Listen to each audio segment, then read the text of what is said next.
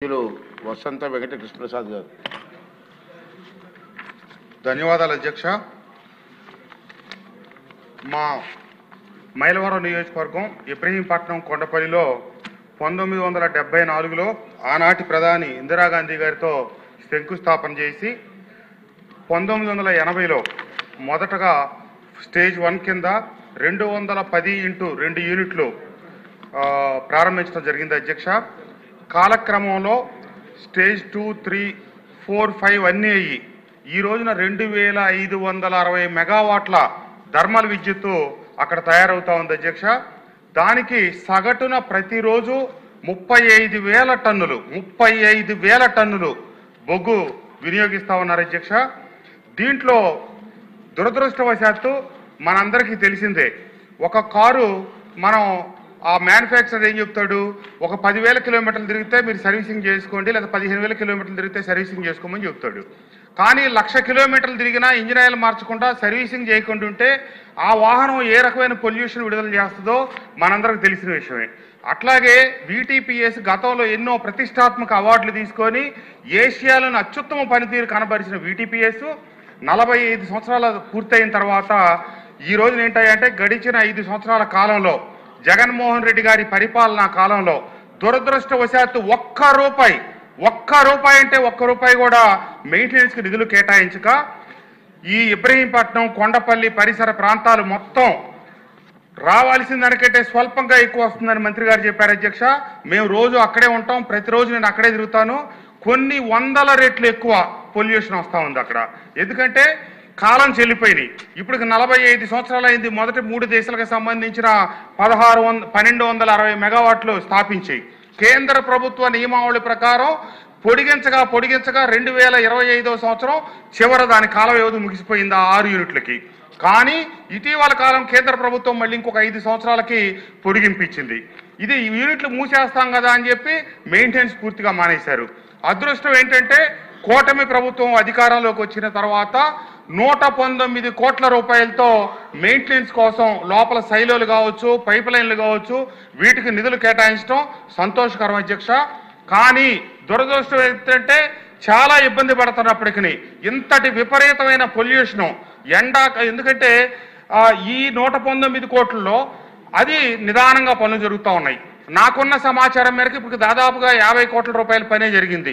ఇంకా 70 కోట్ల రూపాయల దగ్గర పని జరిగితే తప్పితే ఆ పొల్యూషన్ అనేది కొంతవరకు అదుపులోకి రాదు. రోజు 35,000 టన్నుల బొగ్గు కాల్చిన తర్వాత వచ్చే యాష్ డిస్పోజ్ చేసేటప్పుడు కొన్ని 100,000 లారీలు యాష్ రోజు రకరకాల ఇటుక పరిశ్రమలకు కావచ్చు, హైవేలకు కావచ్చు, అక్కడ యాష్ పాండ్ నుంచి బయటకు వెళ్ళిపోతా ఉంది అధ్యక్ష. ఈ వెళ్ళే క్రమంలో ఆ లారీల నుంచి కారిన యాష్ రోడ్ల మీద వెళ్ళేటప్పుడు పడిన యాషు అధ్యక్ష దయచేసి బెల్లి కొట్టకండి. ఈరోజు నాకు జ్వరం వచ్చి ఆరోగ్యం బాగోపోయినా మా ప్రాంతం నెత్తి మీద కుంపట్లాగా ఉంది కాబట్టి ఈ సమస్య వచ్చింది కాబట్టి అసెంబ్లీలో నేను దీనికోసం వచ్చాను అధ్యక్ష. దయచేసి టైం ఇవ్వండి. ఇది ఒక్క ఇబ్రహీంపట్నం కొండపల్లికే కాదు, ఏరియల్ డిస్టెన్స్లో ఈ అమరావతికి కూడా అదే దూరం ఉంది, 5 కిలోమీటర్ల దూరంలో ఉంది. ఇది చాలా ఇబ్బందికరంగా ఉంది. అంతేకాకుండా వీటీపీఎస్ యాజమాన్యం అక్కడ స్థానికులకి ఉపాధి కల్పిస్తుంది అనుకొని ఆనాటి పెద్దలు చెనుమోలు వెంకట్రావు గారు, మల్లెల పద్మనాభరావు గారు తదితర పెద్దలందరూ రైతాంగాన్ని ఒప్పించి ఈ భూములు ఇప్పిస్తే ఉద్యోగ అవకాశాలు వస్తాయి, ఉపాధి అవకాశాలు వస్తాయంటే ఏవి రాకపోగా చివరకు మిగిలింది ఏంటంటే బూడిద కాలుష్యం. దీనివల్ల స్థానికులకి చర్మరోగాలు, క్యాన్సర్లు, ఊపిరితిత్తుల సమస్యలు మా ప్రాంతంలో అత్యధికంగా ఇవన్నీ ప్రబలినాయి. 7 ఎఫెక్టెడ్ విలేజెస్ ఉన్నాయి దానికి ఆనుకొని ఇబ్రహీంపట్నం, కొండపల్లి, మూలపాడు, జూపూడి, కిలేశ్వరం, తుమ్మలపాలెం, అలాగే ఏలప్రోలు, మన గుంటుపల్లి అనే గ్రామాల అధ్యక్ష. ఒకనాడు మొదలెట్టినప్పుడు 15-20 వేల జనాభా ఉంటే ఈరోజు 150,000 మంది జనాభా ఈ వీటీపీఎస్కి ఆనుకొని చుట్టూ ఉన్నారు. వీళ్ళు రకరకాల కమిట్మెంట్లు ఇచ్చారు. 5వ స్టేజ్ పబ్లిక్ హీరింగ్ జరిగినప్పుడు సంవత్సరానికి 3 కోట్ల చొప్పున మేము నిధులు సమకూరుస్తాం, స్థానికంగా అభివృద్ధి కోసం సిఎస్ఆర్ నిధులు ఇస్తామని చెప్పి ఇప్పటికి 9 కోట్లు ఇచ్చారు. కొంతమంది పేదలు ఆక్రమించుకున్న భూముల కింద 5 కోట్లు ఖర్చు రాసేసి చేతులు దులుపుకున్నారు అధ్యక్ష. అంతేకాకుండా స్టేజ్ 5 నిర్మాణం జరిగేటప్పుడు నిర్మాణ వ్యయంలోనే 21 కోట్ల రూపాయలు స్థానికంగా మేము ఖర్చు పెడతాం, స్థానిక అభివృద్ధి కార్యక్రమాలకు డబ్బులు ఇస్తామని ఇప్పటికీ చిల్లిగా డబ్బులు ఇవ్వాల.